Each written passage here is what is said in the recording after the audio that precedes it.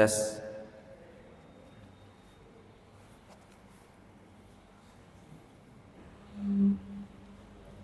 Bismillahirrahmanirrahim. Assalamualaikum warahmatullahi wabarakatuh.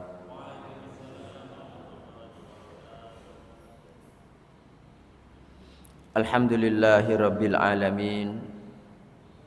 Wal aqibatu lil muttaqin wala udwana illa 'alal zalimin. Asyhadu an la ilaha illallah wahdahu la syarikalah wa asyhadu anna Muhammadan abduhu wa rasuluhu an-nabiyyul amin. Allahumma salli wa sallim wa barik ala nabiyyina Muhammadin wa ala alihi wa ashabihi ajma'in, amma ba'd. Subhanaka la ilma lana illa ma 'allamtana innaka antal alimul hakim. Allahumma anfa'na bima 'allamtana wa 'allimna ma yanfa'una warzuqna ilman yanfa'una. Allahumma la sahla illa ma ja'altahu sahla wa anta taj'alul hazna idza syi'ta sahla faj'al lana ya rabbana kulla syai'in sahlan muyassara. Allahumma inna matur nuwun.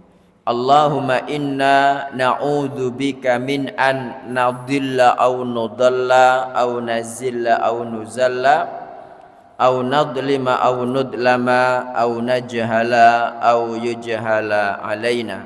Amin.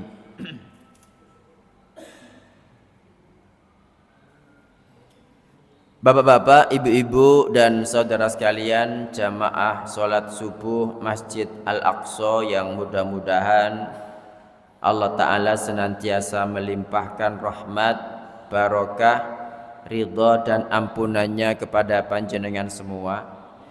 Alhamdulillah, pagi hari ini Allah Ta'ala kembali mempertemukan kita bersama di masjid ini. Bapak Ibu, kita mengerjakan sholat subuh berjamaah. Semoga Allah Ta'ala menerima ibadah sholat subuh kita, dan kemudian kita lanjutkan dengan mengkaji hadis-hadis seputar hukum dari kitab Bulughul Maram ya, tentang nikah. Mudah-mudahan yang kita lakukan bersama ini dicatat Allah Ta'ala sebagai amal soleh yang nanti memberatkan timbangan saya dan timbangan panjenengan semua pada hari kiamat nanti. Dan tidak lupa kita bertawassul kepada Allah Ta'ala dengan amal soleh yang pagi hari ini kita lakukan bersama. Mudah-mudahan dengannya kelak kita dikumpulkan bersama-sama dalam surga Firdaus yang paling tinggi tanpa azab maupun hisab. Amin. Langsung saja Bapak Ibu, Ibnu Hajar rahimahullah dalam Bulughul Maram Kitabun Nikah, beliau berkata, wa an Anas bin Malik radhiyallahu anhu qala, dari Anas bin Malik radhiyallahu anhu berkata, kana Rasulullah sallallahu alaihi wasallam ya'muruna bil ba'ah. Rasulullah sallallahu alaihi wasallam memerintahkan kami kepada ba'ah. Apa itu ba'ah Bapak Ibu? Masih ingat?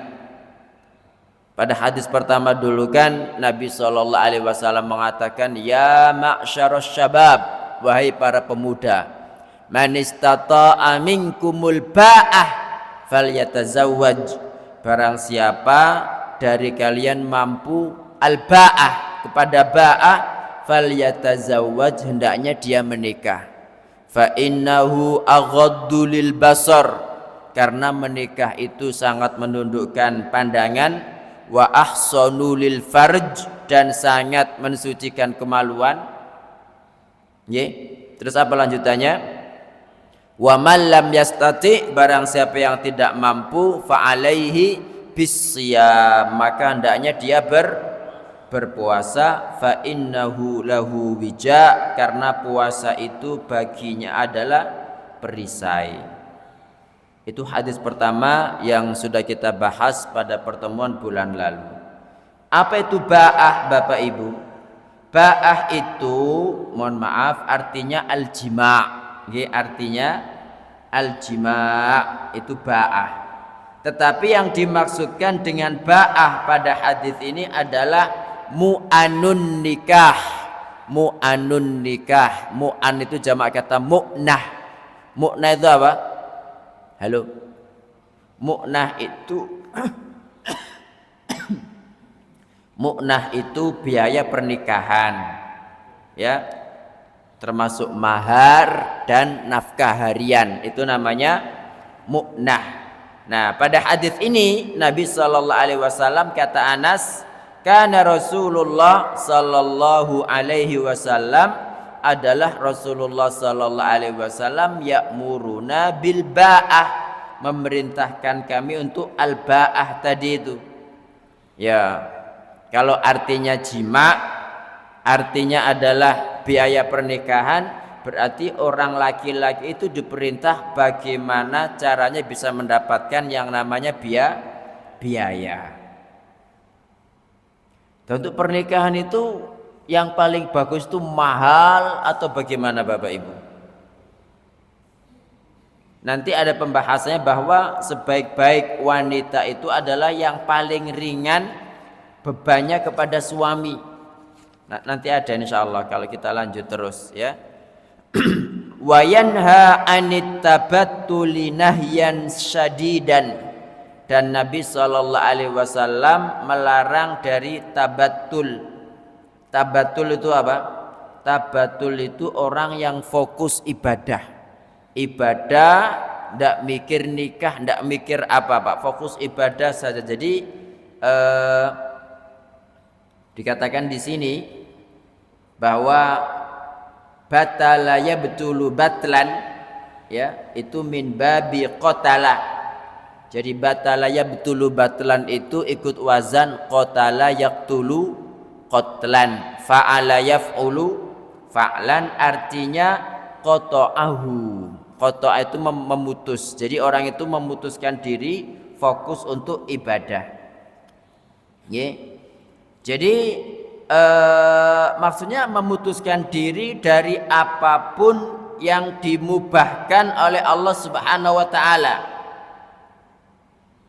Jadi saya ulangi lagi, at-tabattul itu al-inqita', memutuskan diri, amma abahallahu ta'ala, dari apa-apa yang dimubahkan Allah Ta'ala. Mubah itu apa? Dibolehkan. Minat thayyibat, berupa kebaikan-kebaikan, ta'abbudan wa iqbalan ala ta'ah, dengan niat ibadah dan menghadap kepada Allah untuk melakukan ketaatan. Jadi dia itu menghindari perkara-perkara yang mubah dengan niat ibadah, niat mendekatkan diri kepada Allah. Itu namanya at-tabattul. Wa mra'atun batul, ada wanita dikatakan wanita al-batul, ya. Itu berarti dia itu memutuskan diri enggak nikah selama-lamanya, tidak ada keinginan, tidak ada syahwat kepada para lelaki. Itu al-mar'atul batul, ya. Nah, di sini kata Anas, Rasulullah sallallahu alaihi wasallam ya'muruna bil ba'ah, memerintah kita apa? Menikah, ya. Memerintah kita untuk mengumpulkan biaya pernikahan, wa yanha 'anit tabattuli nahyan syadidan, dan melarang keras yang namanya fokus, ya, mengatasnamakan ibadah dengan meninggalkan perkara-perkara yang dibolehkan Allah Subhanahu wa taala. Wa yaqul, dan beliau mengatakan, tazawwajul wadudal walud, nikailah wanita-wanita yang al-wadud. Al-wadud itu mencintai, al-walud yang banyak anak. Fa inni mukatsirun bikumul anbiya yaumal qiyamah. Fa ini, karena aku, kata Nabi sallallahu alaihi wasallam, mukatsirun, akan berbangga, berlomba-lomba dengan banyaknya jumlah kalian al-anbiya'a dengan para nabi yang lain yaumal qiyamah pada hari kiamat. Rawahu Ahmad, diriwayatkan oleh Imam Ahmad dalam kitab Al-Musnad, wa sahhahahu Ibnu Hibban, dan disahihkan oleh Ibnu Hibban. Jadi hadis ini sahih Bapak Ibu. Pelajaran pertama dari hadis ini bahwa Allah Subhanahu wa taala memerintahkan kita menikah. Kenapa kita diperintahkan menikah? Lima fihi minal masalihil kabirah, karena dalam pernikahan itu terdapat maslahat-maslahat yang besar, wal manafi'il katsirah, dan manfaat yang banyak. Nah, perintah di sini itu berarti larinya kepada apa Bapak Ibu? Larinya kepada wajib. Wal amru yaqtadil wujub. Ya, dan perintah pada hadis ini larinya kepada wajib. Kemudian pelajaran berikutnya yang namanya at-tabattul, ya, tabattul yaitu hidup membujang, memutuskan diri dari para wanita, tidak mau menikah, meninggalkan pernikahan, padahal Allah memerintahkan dengan niatan ibadah, dengan niatan mendekatkan diri kepada Allah, itu sangat dilarang. Dan larangan di sini yaqtadit tahrim, larinya kepada yang haram. Loh, kenapa haram? Ya karena menyalahi kebiasaan para nabi Bapak Ibu. Menyalahi kebiasaan para nabi. Para nabi itu menikah. Allah Subhanahu wa taala mengatakan wa ja'alna lahum azwajan wa dzurriyyah, dan kami menjadikan bagi para nabi itu istri-istri dan anak keturunan, wa dzurriyyah. Di sisi lain ini menyalahi kehendak Allah Subhanahu wa taala. Karena Allah Subhanahu wa taala itu menginginkan kita sebagai khalifah di muka bumi kan, untuk memakmurkan bumi. Nah, kalau nggak ada keturunan lah habis gitu Bapak Ibu. Kemudian pelajaran ketiga, agama Islam itu agama yang mudah. Agama yang penuh dengan toleran, ya, penuh dengan toleransi. Fahuwa yakrahu tanattu'a wat tasyadduda fil umur, sehingga dalam Islam itu dibenci Pak yang namanya berlebih-lebihan dalam segala perkara, ya, berlebih-lebihan dalam hal apapun dibenci dalam Islam, namanya ghulu itu. Jadi ghulu itu kan berlebih-lebihan dalam memuji atau berlebih-lebihan dalam merendahkan. Nah, itu hulu. Ini salah satu contohnya at-tanattu', ya, berlebih-lebihan. Kalau hulu terhadap dalam memuji, itu seperti orang-orang Nasrani memuji siapa?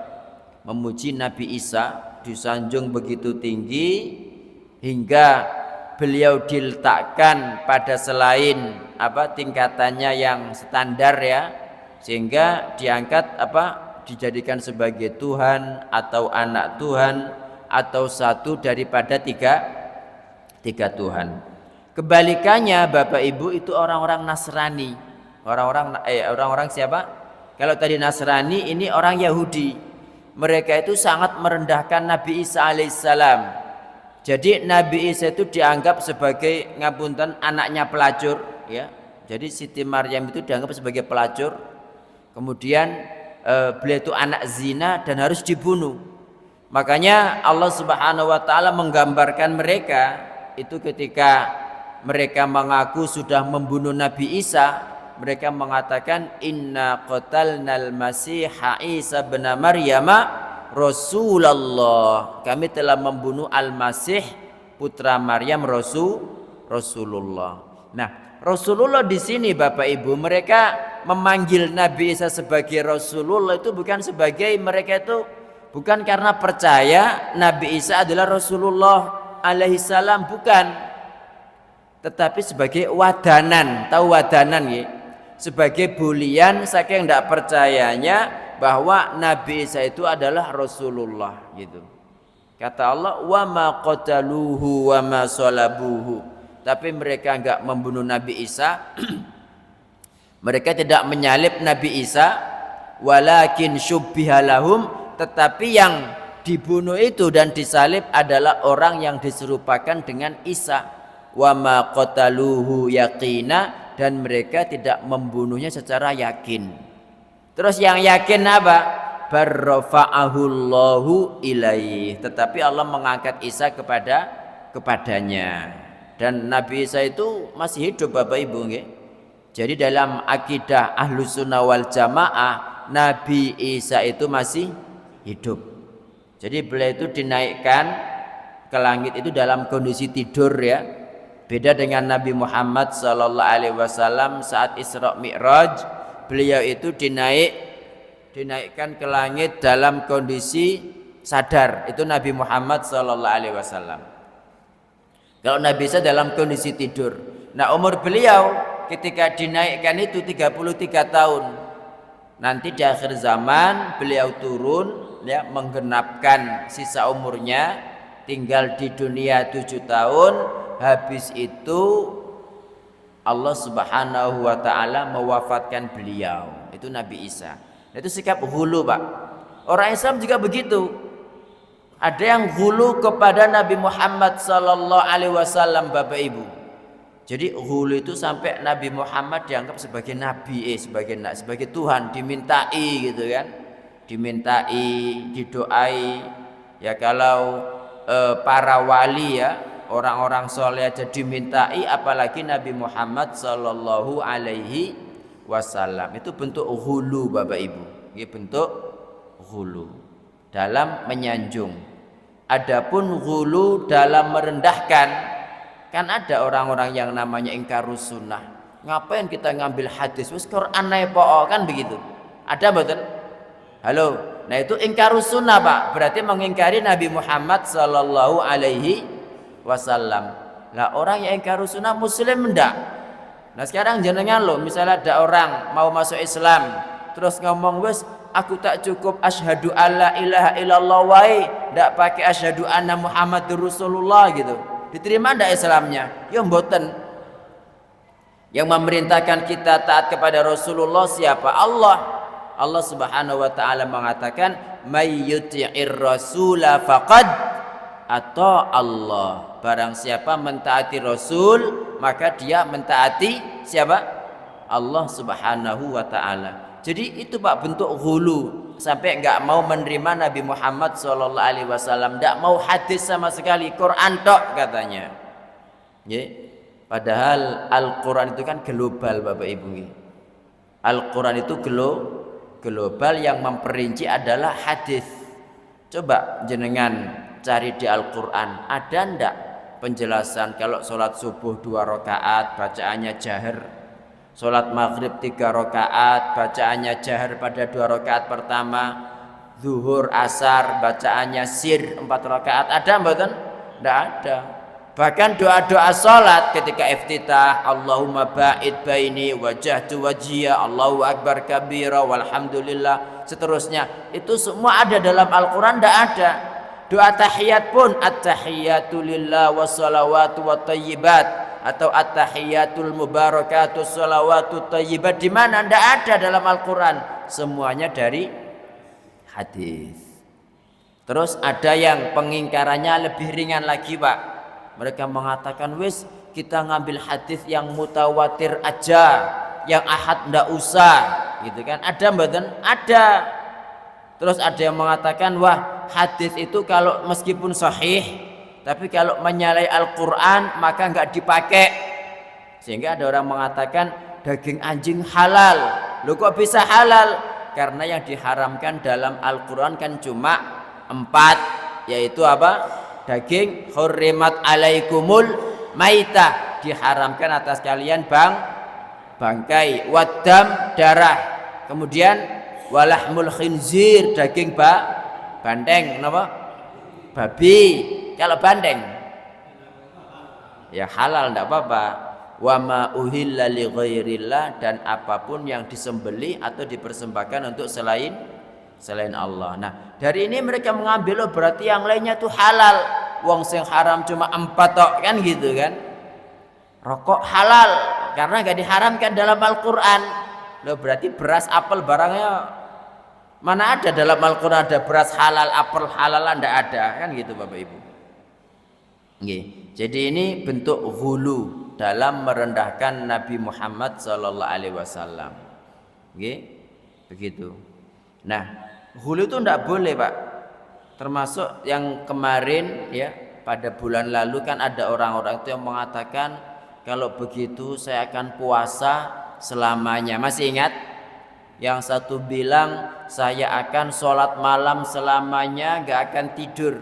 Yang satu bilang saya tidak akan menikahi wanita. Nah, itu mereka melakukan itu sebagai bentuk ibadah gitu loh Pak.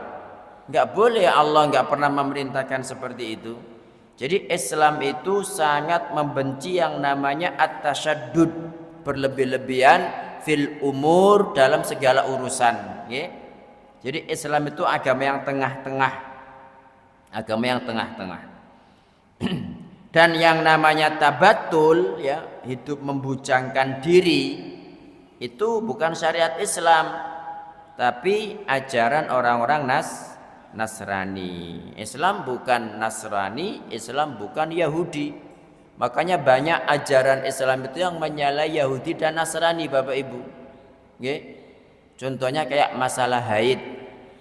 Kalau orang Yahudi, wanita haid itu kan dikucilkan najis ya. Jadi ada tempat khusus gitu, kayak kandang gitu kan, nggak boleh kemana-mana sampai haidnya selesai. Tapi kalau Nasrani, haid nggak, itu digauli Pak, dikumpuli. Dalam Islam kan nggak boleh. Yang Islam itu wanita tetap suci, yang najis cuma darah aja yang keluar dari kemaluannya, itu yang lainnya suci. Mau menyiapkan makanan, mau apa, monggo. Nabi SAW mengatakan isna'u kulla syai'in illan nikah. Wis kerjakan semuanya kecuali menikah. Nikah itu apa? Maksudnya masuknya timba ke dalam sumur, itu enggak boleh. Makanya dalam hadis itu kan Nabi ketika mau melakukan mubasyarah itu ya bersenggama itu, dan istrinya haid, itu disuruh pakai ya, kalau zaman kita ya pakai celana dalam atau meletakkan yang namanya sarung di atas kemaluannya Bapak Ibu. Okay. Kemudian untuk puasa Asyura ya, kenapa Nabi Shallallahu Alaihi Wasallam ini kan sebentar lagi kan Muharram ya, kenapa Nabi Shallallahu Alaihi Wasallam memerintahkan kita puasa Tasu'a 9 Muharram? Tujuannya menyalahi orang Yahudi. Karena orang Yahudi itu berpuasa Pak pada tanggal 10. Alasannya apa?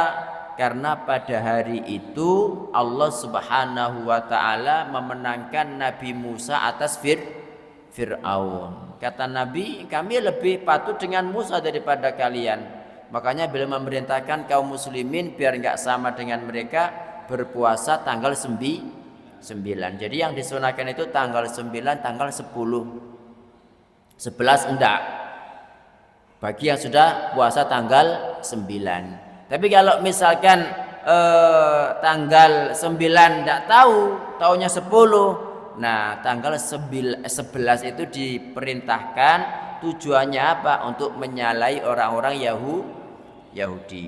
Gitu Bapak Ibu.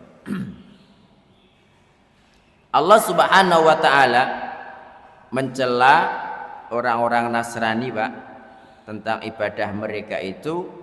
Dalam surat Al-Hadid Allah mengatakan wa rahbaniyatan ibtada'uha ma katabnaha alaihim. Wa rahbaniyah, dan hidup membujangkan diri, rohbani. Makanya kan rahib kan dikatakan rohib itu karena dia membujangkan diri Pak. Yang laki-laki tidak menikah, yang perempuan juga tidak menikah. Ibtada'uha, ini bid'ah yang mereka buat-buat, enggak ada.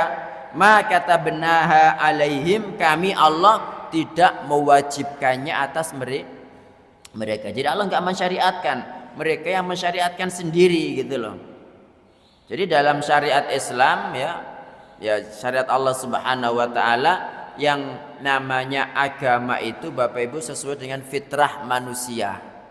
Sesuai dengan fitrah manusia. Nah, kemudian mereka ini bikin-bikin ajaran sendiri gitu loh, bikin-bikin aturan sendiri.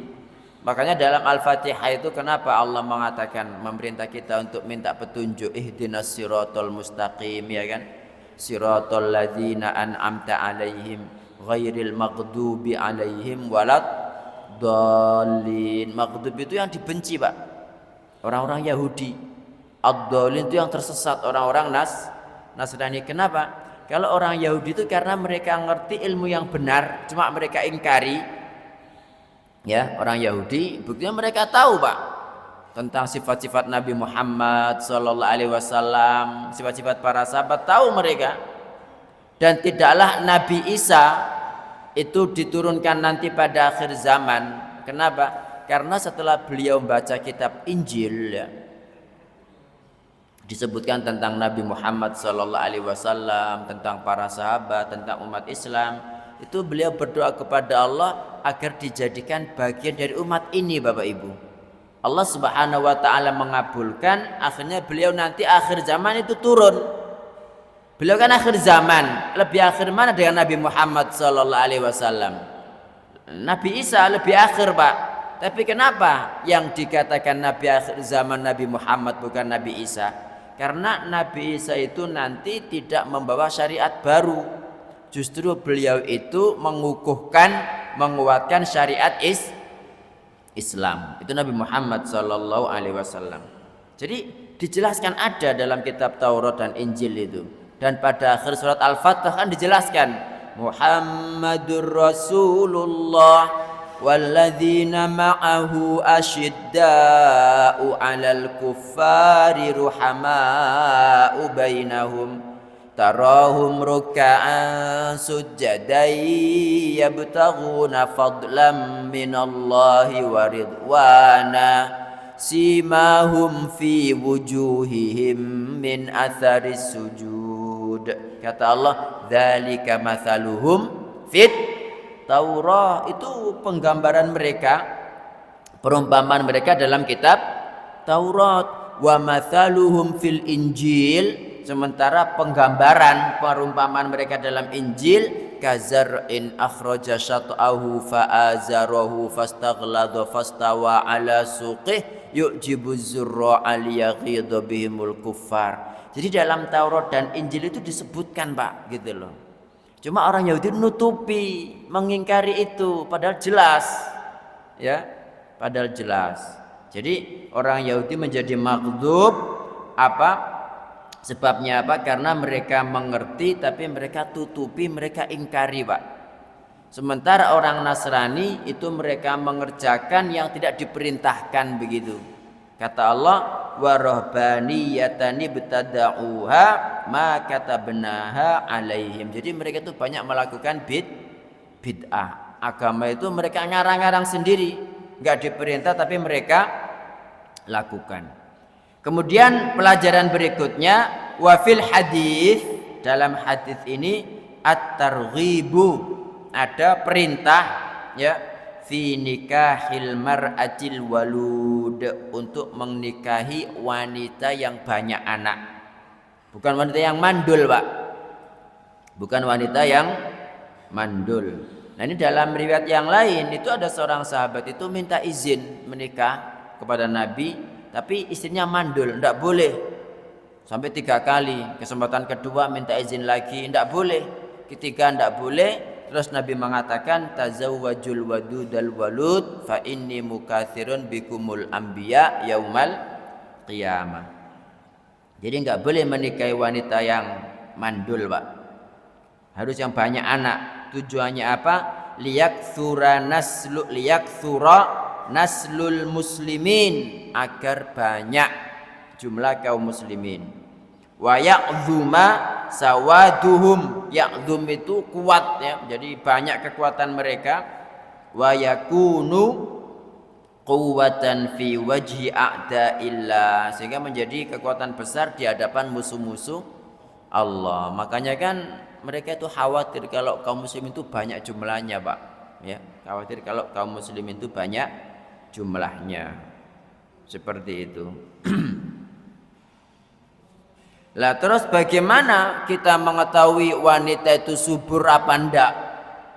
Ya caranya kan dengan melihat ibunya, bibiknya, mbak-mbaknya, keluarganya seperti apa, ya kan? Kalau semuanya itu anaknya banyak, dia pasti tidak jauh beda dari itu. Tapi kalau ada saudaranya bertahun-tahun tidak punya anak, yang satu anak mek siji, ibu anak mek loro, wah ini ketahuan, gitu loh Bapak Ibu, ya, seperti itu. Kemudian pelajaran keenam, min fawaidi kathratin nasli, di antara faedah banyaknya keturunan, tahqiqu mubahatin nabiyyi sallallahu alaihi wasallam, yaitu mewujudkan apa?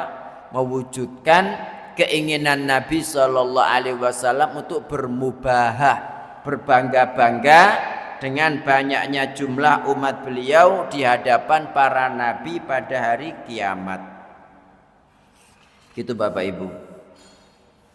Kemudian yang berikutnya, hadis ini menjadi dalil bahwa kita itu diperintahkan bersegera mengerjakan kebaikan, ya, dan berlomba-lomba dalam perkara yang baik, dan itu tidak termasuk riya selama tujuannya adalah mendapatkan ridho Allah subhanahu wa ta'ala. Okay. Ada pertanyaan Bapak Ibu? Monggo Pak, silakan.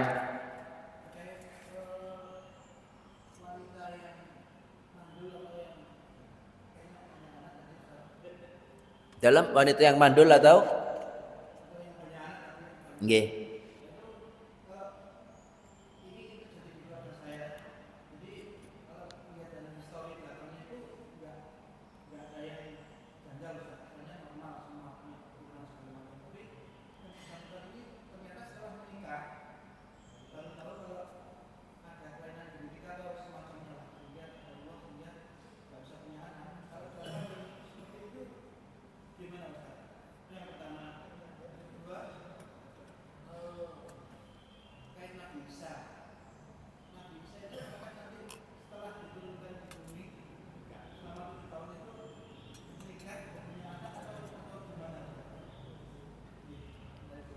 Oke, terima kasih Bapak atas pertanyaannya. Jadi beliau punya dua pertanyaan, Bapak Ibu. Pertanyaan pertama, ada orang tuh menikah, kalau dilihat dari istrinya itu keluarganya normal semua, maksudnya subur-subur gitu loh. Tapi setelah menikah, rupanya qadarullah ada kelainan genetika sehingga mandul, nggak bisa punya anak. Nah kalau begitu gimana solusinya Ustadz?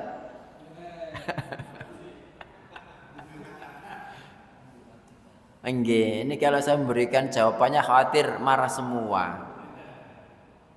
Nggih, bisa adopsi, ya bisa menikah lagi, menikah lagi loh sama Islam dibolehkan. Itu aja jawabannya. Terus untuk yang kedua, untuk Nabi Isa nanti kan turun di muka bumi ya. Beliau itu menetap 7 tahun, apakah kemudian beliau menikah? Wallahu a'lam, Bapak Ibu, setahu saya nggak ada riwayat bahwa Nabi Isa itu menikah. Ya, setahu saya yang saya pelajari tentang pembahasan asyratus sa'ah, tanda-tanda tanda-tanda yang akan datang sebelum hari kiamat ya, itu tidak ada penyebutan dari Nabi Muhammad sallallahu alaihi wasallam bahwa Nabi Isa itu akan menikah. Karena beliau sibuk Bapak Ibu. Pertama kan sibuk bunuh Dajjal kan, bunuh Dajjal. Habis itu kemudian Ya'juj Ma'juj ya. Ya'juj Ma'juj itu makhluk ya, jenis manusia juga Bapak Ibu. Tapi mereka tuh nggak ada bisa mengalahkan. Sehingga Nabi Isa itu mengajak kaum muslimin berlindung ke Gunung Tur ya. Gunung Tur, lama di sana gitu. Sampai ke suatu ketika gonok suara blas. Coba siapa sing mau jadi relawan untuk turun gitu kan. Karena kalau turun dan ada Ya'juj Ma'juj pasti dibunuh Bapak Ibu gitu. Nah, rupanya ada satu relawan turun, semuanya mati sudah. Siapa yang mematikan? Allah Ta'ala. Allah menurunkan yang namanya Naghaf. Naghaf itu semacam ulat gitu, mengenai jitok mereka gitu, kemudian langsung mati Pak. Habis itu bangkainya ndak karu-karuan gitu kan. Terus mereka berdoa lagi kepada Allah. Allah ngirim burung, kemudian membuang bangkainya kemana? Ke laut gitu kan. Itu Ya'juj Ma'juj. Habis itu baru kondisi aman Pak, kondisi aman, nyaman ya. Sampai banyak terjadi karomah itu, yang anak kecil bermain dengan ular nggak diuntal ya, anak kecil bermain dengan harimau, dengan singa. Kemudian bumi mengeluarkan keberkahannya, langit mengeluarkan keberkahannya, karena nggak ada kemaksiatan pada hari itu. Sampai satu delima itu loh, satu delima, tahu delima panjenengan itu gede Pak, itu bisa dimakan satu kampung gitu. Dan ya seperti apa delimanya itu hadisnya sahih gitu loh. Nah baru setelah itu Nabi Isa meninggal ya. Orang itu ya memang gini Bapak Ibu ya, memang harus ingat mati terus. Karena semakin jauh dari yang namanya syariat itu melenceng lagi. Setelah Nabi Isa meninggal ya, itu balik nggak karu-karuan lagi gitu loh ya, balik nggak karu-karuan lagi. Sehingga Nabi SAW mengatakan tidak akan datang kiamat sampai di muka bumi itu tidak lagi disebut kata-kata Allah. Allah itu tidak ada Pak. Dan kiamat itu datang atas seburuk-buruk makhluk. Jadi Nabi Isa ini memang termasuk tanda kiamat kubra gitu. Tapi setelah kematian Nabi Isa, keluarnya Dajjal, itu masih belum langsung kiamat belum. Yang sampai kiamat datang itu adalah apa? Api Pak. Bukan matahari yang terbit dari barat, bukan. Ya dikatakan matahari terbit dari barat pada waktu paginya, terus waktu duhanya agak siangnya itu nanti muncul dabah.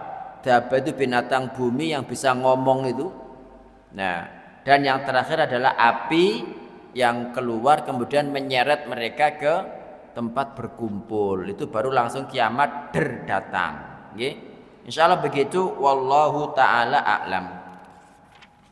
Ada lagi Bapak Ibu? Monggo Bu silakan.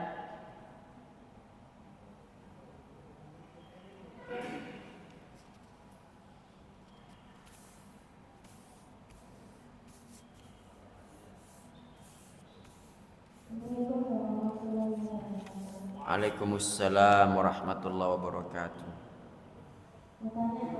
Nggih. Apakah benar Allah itu memberikan pahala pada kita tergantung sebesar apa ujian yang diberikan kepada Allah?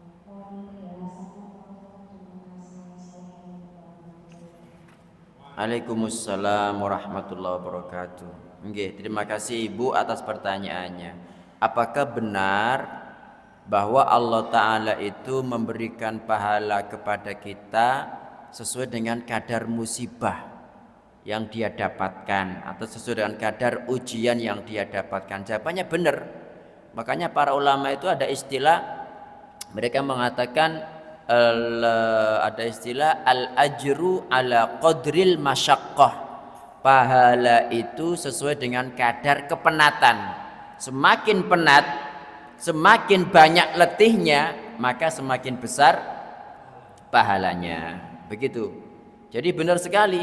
Dan orang Bapak Ibu, semakin tinggi tingkat keimanannya itu ujiannya semakin berat. Makanya Nabi SAW mengatakan asyadun nasi balaan al-anbiya. Orang yang paling berat balaknya, ujiannya adalah para nabi. Tsummal ladzina yalunahum, tsummal ladzina yalunahum, kemudian berikutnya. Makanya disebutkan dalam Sunan At-Tirmidzi dan sanadnya itu sahih. Orang-orang yang tidak pernah terkena bala, Bapak Ibu, pada di dunia ini, nanti di hari kiamat itu pingin mendapatkan bala gitu loh. Jadi Nabi Shallallahu Alaihi Wasallam mengatakan, ya waddu ahlul afiyah. Ya waddu itu sangat berharap, ahlul afiyah, orang-orang yang dulu itu mendapatkan afiat. Jadi afiat itu tidak ada ujian, tidak ada bala, nggak ada musibah gitu. Ya waddu ahlul afiyati, kapan? Sangat berharap orang-orang ahlul afiyah itu khina yuqta ahlul bala itsawab, ketika orang-orang ahlul bala yang mendapatkan bala, mendapatkan ujian itu diberi pahala, ya. Jadi karena pahalanya sangat besar, mereka sangat berharap an law kanat juluduhum fid dunya quridat bil maqarid. Jadi mereka itu berharap andaikan dahulu di dunia kulit mereka itu Bapak Ibu disayat-sayat, diiris-iris pakai bil maqarid dengan gunting. Jadi mereka itu sangat berharap kalau kulit mereka dulu digunting-gunting ketika hidup itu. Kenapa? Karena saking besarnya pahala yang diberikan Allah kepada mereka yang terkena bala. Adapun yang tidak terkena bala ya enggak ada pahalanya, kan begitu. Ya, jadi benar sekali Ibu, ya, insya Allah semakin besar ujian, semakin besar yang namanya pahala. Tapi syaratnya menerima dan ikhlas, gak ngersulo. Nek ngersulo ya pak po ae. Nggih. Ada misalnya bapaknya meninggal, suaminya meninggal, menampar pipi, mengurai rambut, merobek-robek baju yang berok-berok, ya, itu kan niyah kan tidak boleh kan. Nah itu kan mendapat pahala kan, tapi malah berdosa. Karena apa? Karena dia tidak terima dengan takdir. Makanya Nabi Shallallahu Alaihi Wasallam mengatakan an-naihu, ya, wanita yang niyaha, meratap, idza lam tatub qabla mautiha, kalau tidak bertobat sebelum mati, tuqamu yaumal qiyamah, akan dibangkitkan pada hari kiamat, alaiha sirbalun min qatiran, dia itu nanti ketika dibangkitkan itu Bapak Ibu pakai baju panjang min qatiran, dari tir, tahu tir, aspal panas itu, wadirun min jarab, dan penyakit kusta tapi dalam bentuk baju besi. Ya wallah alam seperti apa dirun min jarab. Dir itu kan baju besi Pak, tapi dari jarab. Jarab itu penyakit kusta. Naudzubillah. Ini kan ancaman. Insyaallah begitu. Wallahu taala a'lam. Ada lagi Bapak Ibu? Nggih, monggo Pak, silakan. Ini hari ini membahas terkait pernikahan, tentang hubungan suami istri. Nggih. Bahwa jika bertemu dua anak kita, maka keduanya berdosa, maka wajib mandi. Mungkin bisa dijelaskan, kalau menjelaskan sejauh mana batas pertemuan ini Pak Baharudin tadi. Nah, kok berubah ngene sekarang? Pakai masker, pakai apa gitu. Siap nggih? Nggih. Ini jenengan bertanya apa ngetes ini? Oh gitu nggih. Oh masya Allah nggih. Jadi wallahu a'lam, gini Pak Baharudin, sampai sejauh mana bertemunya khitan dengan khitannya. Jadi yang namanya kan begini hadisnya itu, ada dua hadis. Ini saya berikan penjelasan lebih detail ya. Ada dua hadis yang sama-sama sahih tapi bertentangan.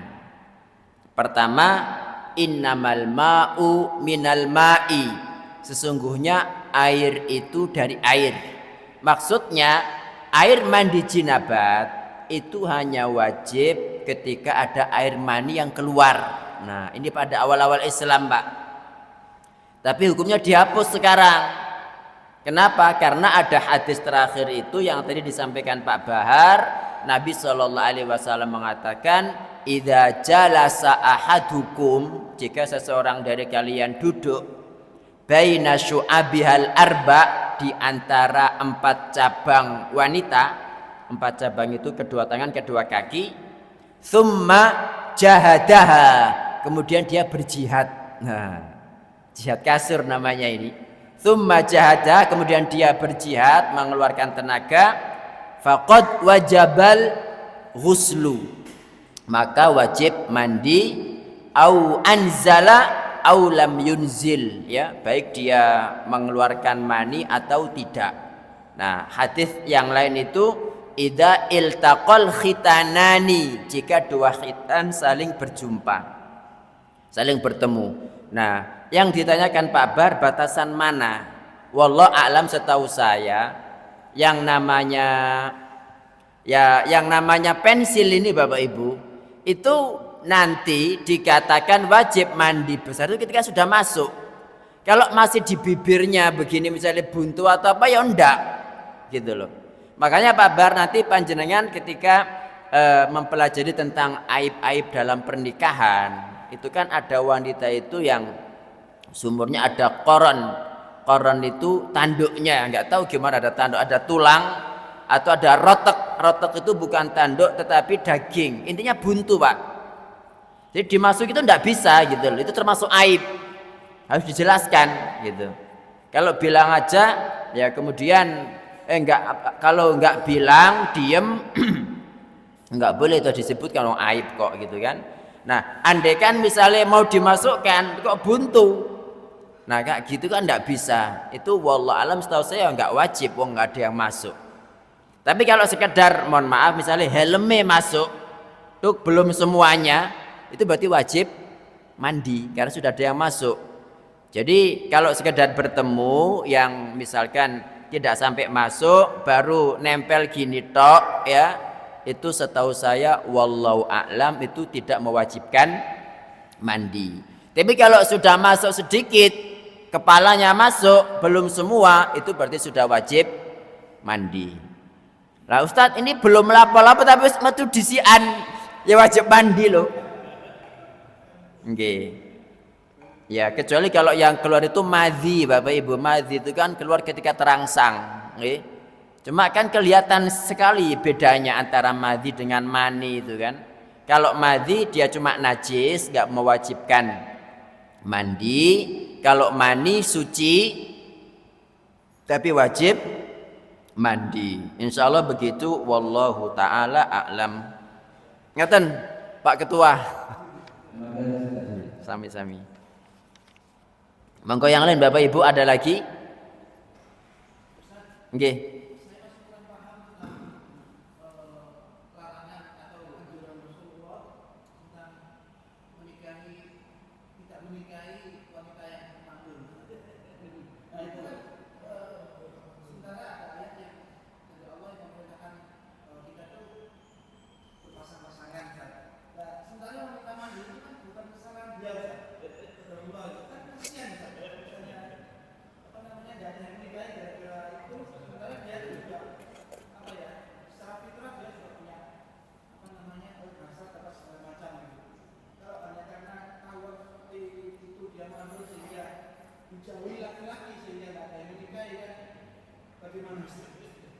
Dan apabila ada yang menikahi, apakah itu artinya melanggar anjuran Rasulullah dan artinya dosa atau gimana?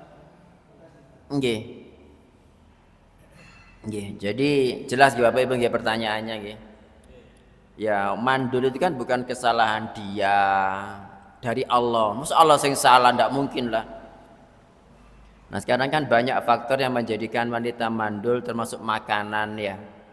Makanan, misalkan snack-snackan, lombok-lombokan, seblak sampai seblak apa jenenge itu? Seblak beledes tak beldek tak apa itu, pedesnya minta ampun. Itu kan nggak bagus, bikin asalnya subur kan bisa mandul, Pak. Ikan-ikanan ya kayak kerang-kerangan yang dengan merkuri itu kan. Apalagi ikan sapu-sapu nggak dimakan ya. Itu kan bahaya. Nah, wanita zaman sekarang itu kan nggak memperhatikan itu, sepenting enak. belum minumannya yang diminum teh, palpi, apalagi tiap hari minum marimas ya. Nah ini ya. Jadi intinya kalau mandul itu ya makanya kan sebelum menikah Pak Baru ini dicek kan ya, mandul apa enggak, ketahuan enggak dicek di dokter gitu, ketahuan Pak ya. Nah kalau memang dia jelas mandul itu ada tanda-tandanya kan, ada wanita enggak pernah haid, ada, berarti tanda enggak ya, tanda mandul itu. Mosok wanita kok enggak haid.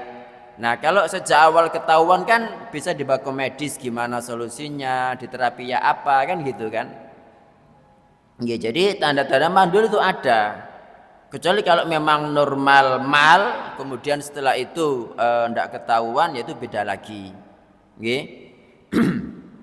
Ya, dan mandul itu termasuk aib, sama seperti mandulnya laki-laki misalnya, mohon maaf, tidur terus kan ada nanti hadisnya itu mithlu atabatis saub, jadi seperti ini wiki gitu, itu ada Bapak Ibu nggih, itu aib juga gitu. Menikah ya haram loh, wanita mana yang mau dengan seperti itu, kecuali kalau memang sama-sama nggak ada keinginan kumpul, pengennya cuma cari temen aja, beda lagi ya.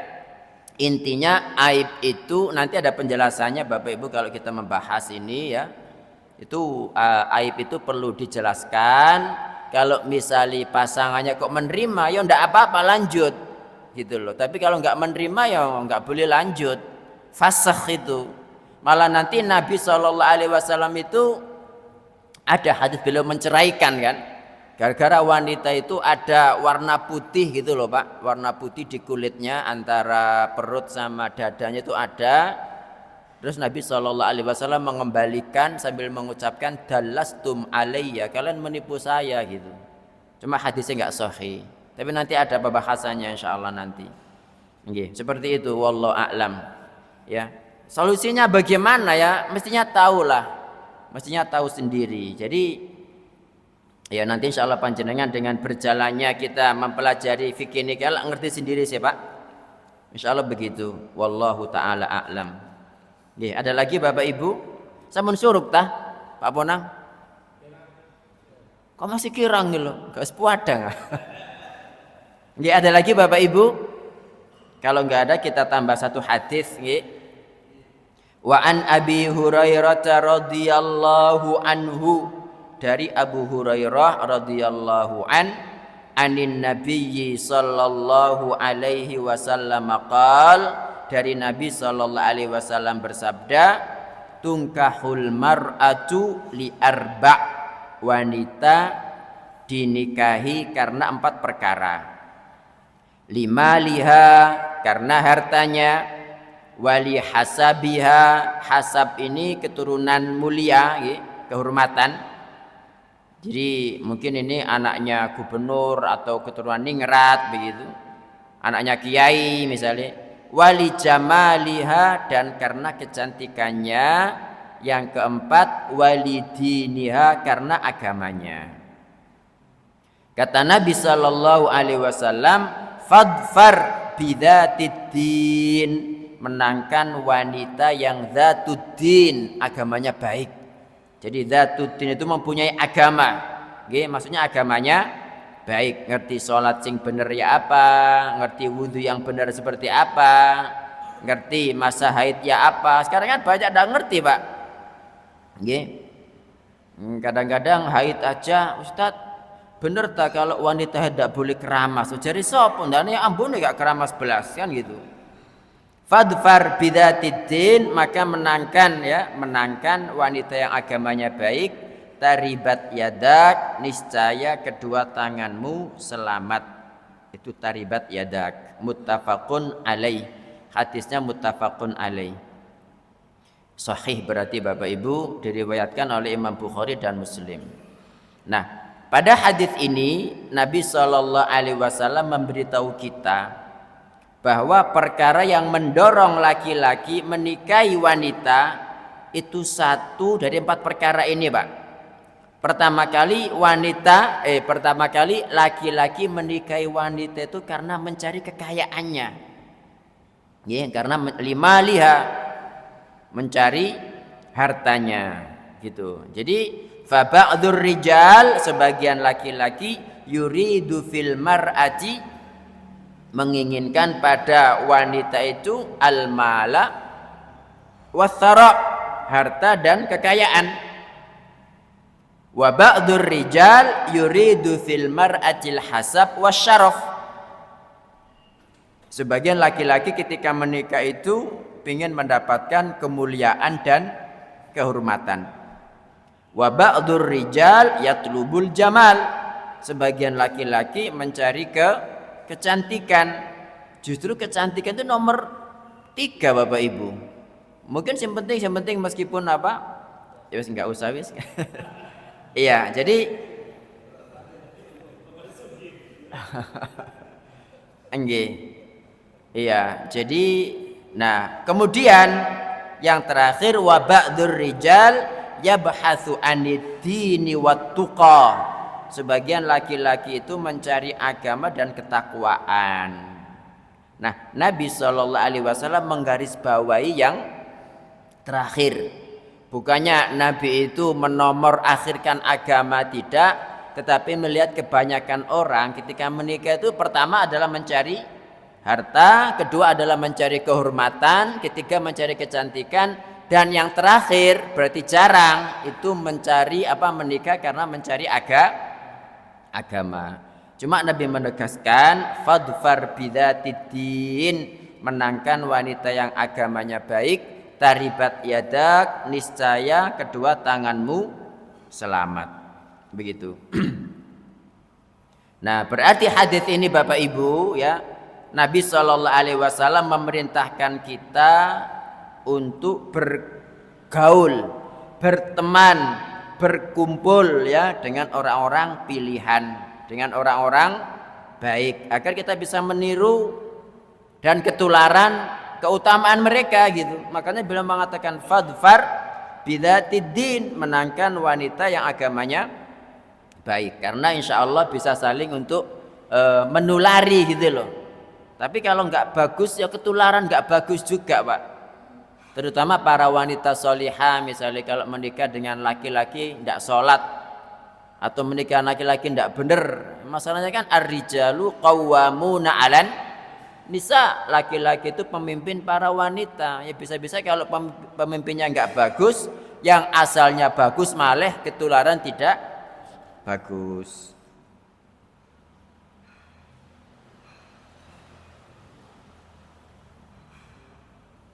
Allah Subhanahu wa ta'ala itu memerintahkan kita Bapak Ibu untuk senantiasa berkumpul orang-orang soleh. Ya misalnya ketika Nabi Khidir ya, Nabi Musa mau berguru kepada Nabi Khidir itu kan mengatakan hal attabi'uka ala antu alimani mimma ulimta rusda. Itu kan maksudnya apa? Boleh ndak aku mengikuti panjenengan? Hal attabi'uka ala antu alimani mimma ulimta rusda, agar aku bisa belajar lewat ikut sampean tadi itu, mendapatkan ilmu yang benar yang diajarkan Allah kepada jenengan kan gitu. Jadi tujuannya itu Pak. Kemudian dalam surat Al-Kahfi juga Allah mengatakan wasbir nafsaka ma'alladzina yad'una rabbahum bil ghadati wal asyiyyi yuriduna wajha. Wasbir, sabarkan ya. Wasbir nafsaka, persabar dirimu, ma'alladzina yad'una rabbahum, bersama orang-orang yang berdoa kepada Rabbnya, bil ghadati wal asyiyyi, setiap pagi dan petang, yuriduna wajha, karena mereka menginginkan wajah Allah Subhanahu wa ta'ala. Jadi diperintahkan kumpul orang-orang soleh Bapak Ibu.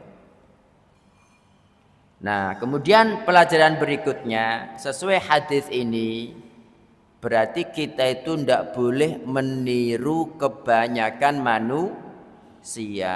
Ini dikatakan di sini fil hadis, dalam hadis ini annal insana, bahwa manusia la yambaghi lahu, enggak patut baginya an yakunan nasuhum qudwatahu, enggak patut menjadikan manusia sebagai teladannya, sebagai panutannya. Wala an takuna a'maluhum hiyal marghuba indahu, dan tidak pula menjadikan perbuatan manusia itu amal yang dia cita-citakan. Ya. Fan Nabiyyu sallallahu alaihi wasallam, karena Nabi sallallahu alaihi wasallam dalam hadis ini menjelaskan 3 kelompok kan. 3 kelompok manusia semuanya salah dalam memilih sifat istri. Yang pertama harta, yang kedua apa? Kehormatan, yang ketiga kecantikan. Tapi Nabi sallallahu alaihi wasallam memilih satu sifat saja dari kebanyakan yang dilakukan manusia, yaitu yang agamanya bagus. Nggih, baik insyaallah. Insyaallah begitu Bapak Ibu. Ada lagi yang ditanyakan?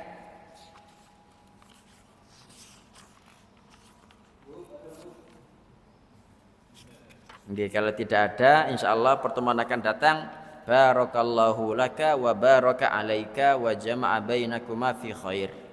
Insyaallah. Nggih, terima kasih Bapak Ibu atas perhatiannya. Kurang lebihnya saya mohon maaf. Jika ada yang benar itu semata-mata dari Allah Ta'ala. Jika ada yang salah dari saya sendiri, saya beristighfar kepada Allah Ta'ala dan mohon dimaafkan. Barakallahu fikum. Subhanakallahumma wa bihamdika asyhadu an la ilaha illa anta astaghfiruka wa atubu ilaik. Wassalamu alaikum warahmatullahi wabarakatuh.